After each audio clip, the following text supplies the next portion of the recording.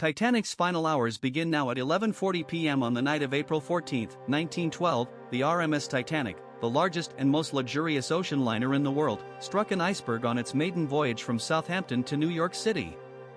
The collision occurred on the ship's starboard side, causing significant damage to its hull. First Officer William Murdoch, who was in command of the bridge at the time, immediately ordered the ship to be stopped and reversed to assess the damage. The lookouts in the Crow's Nest, Frederick Fleet and Reginald Lee, had spotted the iceberg just minutes before the collision, and their warnings to the bridge crew had come too late to avoid the impact. As the crew began to inspect the damage, it became clear that the ship had suffered a significant breach of its hull.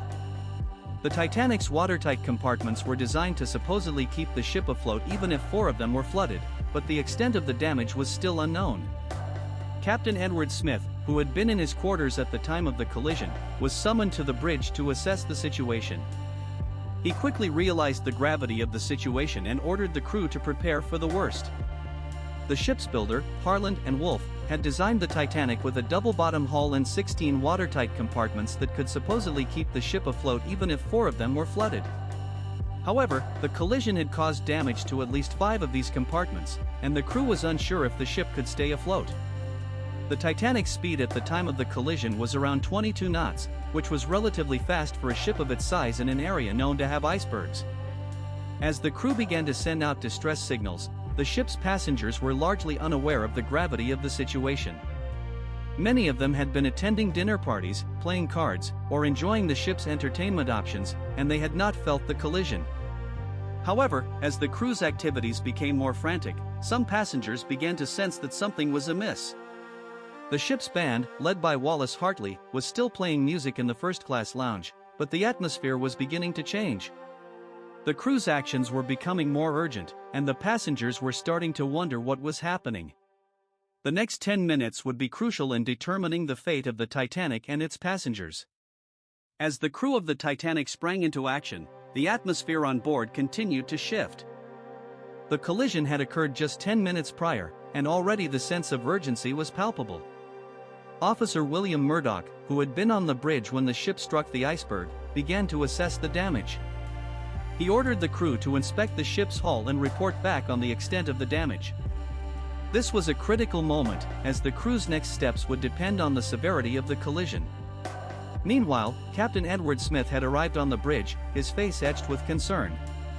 He immediately began to question the lookouts and the officers on duty, trying to piece together exactly what had happened. The crew's reports were not encouraging. The ship had suffered significant damage to its hull, and water was already beginning to flood into the compartments. The captain's expression grew increasingly grim as he realized the gravity of the situation. As the inspection continued, the crew began to uncover the full extent of the damage. The ship's watertight compartments were designed to supposedly keep the vessel afloat even if 4 of them were flooded, but the crew was quickly realizing that the damage was more extensive than that. The water was rising rapidly, and it was becoming clear that the ship was in serious trouble. The crew's actions were becoming more frantic, as they struggled to comprehend the scale of the disaster unfolding before them. Thomas Andrews, the ship's builder and designer, had also arrived on the scene. He was a man who knew the Titanic's inner workings better than anyone, and his assessment of the situation was bleak. He began to calculate the rate at which the water was rising, and the likely outcome if the ship could not be saved. His findings were dire, and he quickly realized that time was of the essence if they were to have any hope of saving the passengers and crew. As the inspection drew to a close, the crew had a better understanding of the situation, but it was far from clear what the next steps would be. The captain and his officers were faced with a daunting decision: should they try to save the ship, or prioritize the evacuation of the passengers? The clock was ticking, and the consequences of their decision would be catastrophic. With the situation growing more desperate by the minute, the crew's next move would be crucial. Would they be able to send out warnings to other ships in the area and potentially secure their rescue, or would it be too late? As the clock struck midnight, the crew of the Titanic sprang into action, their situation growing more desperate by the minute. In the wireless room, operators Jack Phillips and Harold Bride were busy sending out distress signals to any ships in the area, hoping against hope that someone would receive their plea for help. The first distress signal, a simple CQD, a general call to all ships, was sent out at 12 a.m., followed shortly by the more urgent SOS, a signal that would become synonymous with the Titanic's tragic fate. Phillips and Bride worked tirelessly, sending out signal after signal, but the responses were slow to come. The SS Carpathia, a passenger ship owned by the Cunard Line, was the first to respond, its wireless operator, Harold Cottam, receiving the Titanic's distress signal at around 12 a.m. The Carpathia was approximately 58 miles away from the Titanic, but it was the closest ship to respond to the distress calls. As the minutes ticked by, the crew of the Titanic waited anxiously for news of potential rescuers. The ship's lookouts, Frederick Fleet and Reginald Lee, were still scanning the horizon, searching for any sign of help. But the sea was calm and dark, with no lights visible on the horizon. The only sound was the creaking of the ship's hull, and the faint music of the band, still playing in the first-class lounge. Meanwhile, in the bridge, Captain Edward Smith was conferring with his officers, trying to assess the damage and determine the best course of action. The ship's builder, Thomas Andrews, was also on hand, his expertise crucial in assessing the Titanic's chances of staying afloat. Andrews' assessment was grim. The ship was taking on water at an alarming rate, and he estimated that it had only a few hours left before it sank. As the crew struggled to come to terms with the gravity of their situation, the question on everyone's mind was, would help arrive in time? The Carpathia was on its way, but it would take several hours to reach the Titanic. Would the ship be able to stay afloat long enough for the Carpathia to arrive, or would it succumb to the icy waters of the North Atlantic? The next hour would be crucial, as the crew prepared the lifeboats and waited for news of their potential rescue. But as the minutes ticked by, the situation on board the Titanic was becoming increasingly dire, and the crew's next move would be critical in determining the fate of the passengers and crew. As the crew of the Titanic sprang into action, the ship's stern rose slightly into the air, a sign that the vessel was beginning to list. At 12:15 a.m., the crew started to prepare the lifeboats, a task that would prove to be a daunting challenge. The Titanic had a total of 20 lifeboats, which could accommodate over 1,100 people, but the ship had more than 2,200 passengers and crew on board. The crew's first priority was to uncover and prepare the lifeboats, a process that was made more difficult by the fact that many of the crew members had never participated in a lifeboat drill. First Officer William Murdoch took charge of loading the lifeboats on the starboard side, while Second Officer Charles Lightoller took charge of the port side. The crew began to remove the lifeboat covers and start to load the boats with women and children first, a decision that was made in accordance with the traditional protocol of the time. However, the process was slow, and the crew was hindered by the fact that many of the passengers were still in a state of denial about the gravity of the situation. As the crew worked to load the lifeboats, the ship's band, led by Wallace Hartley, continued to play music on the boat deck, a decision that was made in an effort to keep the passengers calm. The band played a mix of music, including waltzes and ragtime, but the atmosphere on board was becoming increasingly tense. The crew was struggling to keep up with the demand for lifeboats, and the passengers were starting to realize that the situation was more serious than they had initially thought. The ship's lookouts, Frederick Fleet and Reginald Lee, who had first spotted the iceberg, were helping to load the lifeboats, while the ship's officers were trying to maintain order on the boat deck. The crew was working to launch the lifeboats, but the process was slow, and the ship was continuing to take on water. As the minutes ticked by, the situation on board the Titanic was becoming increasingly desperate, and the crew's ability to save as many lives as possible was being severely tested. Would the crew be able to launch the lifeboats in time, or would the ship sink before they could be filled, leaving hundreds of passengers stranded on the sinking vessel? As the crew scrambled to prepare the lifeboats, a sense of normalcy was attempted to be maintained on the ship's deck. The band, led by Wallace Hartley, began to play music in an effort to calm the passengers and provide a sense of reassurance. The music was a mix of waltzes and other light, uplifting tunes, intended to distract from the growing sense of unease that was spreading among the passengers. At this point, many passengers were still unaware of the gravity of the situation, and the band's music was a welcome distraction from the commotion. The ship's stern was still high in the air, and the propellers were visible, a stark reminder of the damage that had been done. Despite this, the crew was working tirelessly to prepare the lifeboats, but it was becoming increasingly clear that there would not be enough time to save everyone on board. The ship's designer, Thomas Andrews, was on the bridge, assessing the damage and providing his expertise to the crew. He knew that the ship was doomed, and that the crew was in a desperate race against time to save as many lives as possible.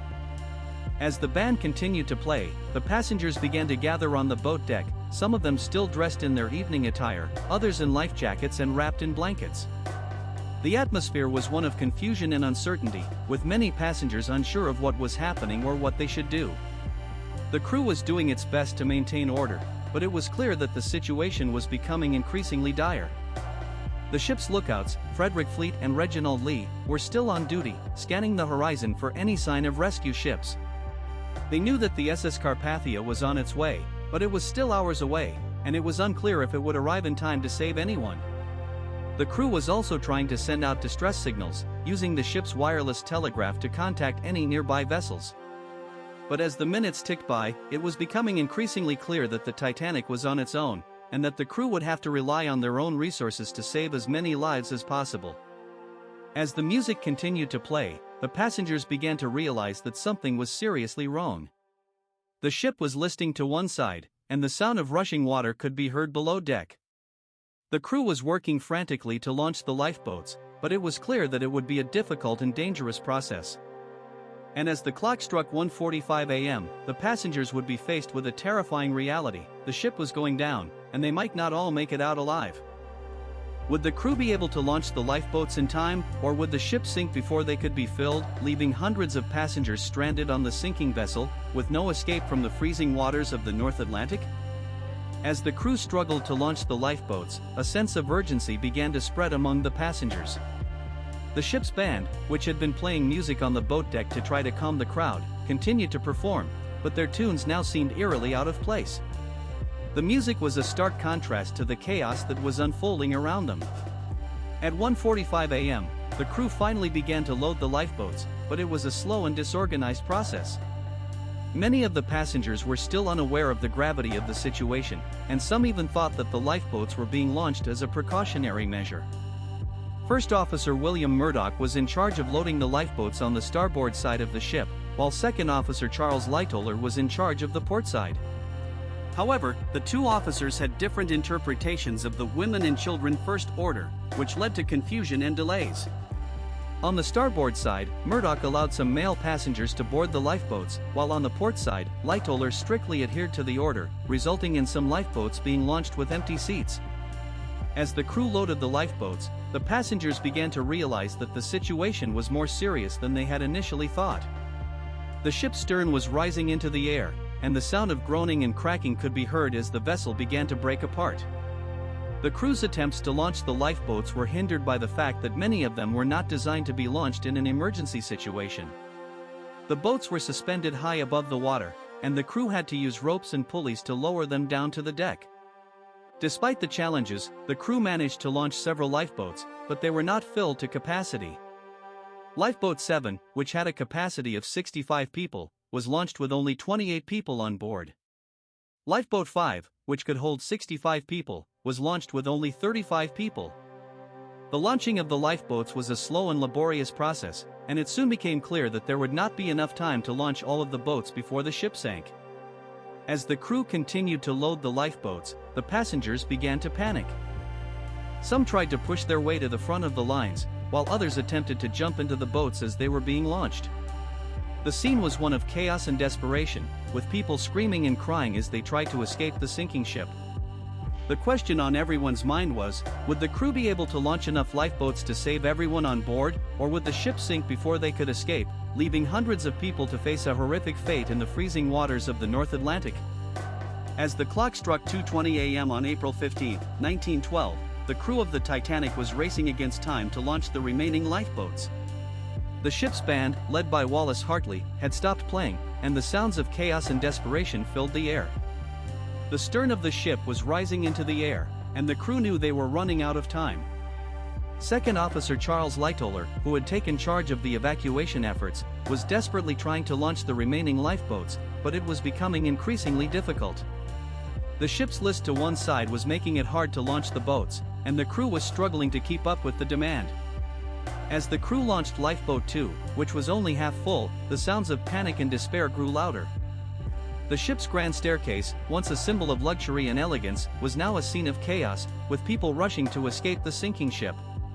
The crew was trying to maintain order, but it was becoming increasingly difficult. First Officer William Murdoch, who had been in charge of the ship's bridge, had gone down to the boat deck to help with the evacuation efforts. He was last seen trying to launch Lifeboat 1, which was only carrying 12 people, despite having a capacity of 65. As the ship continued to sink, the crew and passengers were faced with a horrific reality. The ship's watertight compartments were flooding, and the stern was rising higher and higher into the air. The sounds of groaning and cracking filled the air, and the crew knew that the ship was on the verge of breaking in two. At 2:20 a.m., the Titanic finally slipped beneath the surface of the ocean, taking over 1,500 people with it. The survivors, who had managed to escape on the lifeboats, were left to watch in horror as the ship they had been on just hours before disappeared into the darkness. The SS Carpathia, which had received the Titanic's distress signals, arrived on the scene several hours later, at around 4 a.m. The crew of the Carpathia was met with a scene of utter devastation, with survivors huddled together in lifeboats, many of them dressed in little more than their nightclothes. The Carpathia took on the survivors and provided them with food, clothing, and medical care. As the survivors sailed away from the wreckage of the Titanic, they were left to grapple with the enormity of what had happened. The sinking of the Titanic would go on to become one of the most infamous maritime disasters in history, and it would have a lasting impact on safety regulations and practices at sea. The tragedy would also raise questions about the hubris and complacency that had led to the disaster, and it would serve as a reminder of the power and fury of the ocean. The investigation into the sinking of the Titanic would later reveal a combination of factors that contributed to the disaster, including the ship's high speed in an area known to have icebergs, the inadequate lookout, and the lack of lifeboats. The tragedy would lead to significant changes in maritime safety regulations, including the implementation of a system for reporting icebergs and the requirement for enough lifeboats to accommodate every person on board. The sinking of the Titanic would also have a profound impact on the public's perception of the ocean and the risks associated with sea travel. As the survivors of the Titanic sailed towards New York on the Carpathia, they were left to ponder the tragedy that had occurred, and the lessons that could be learned from it.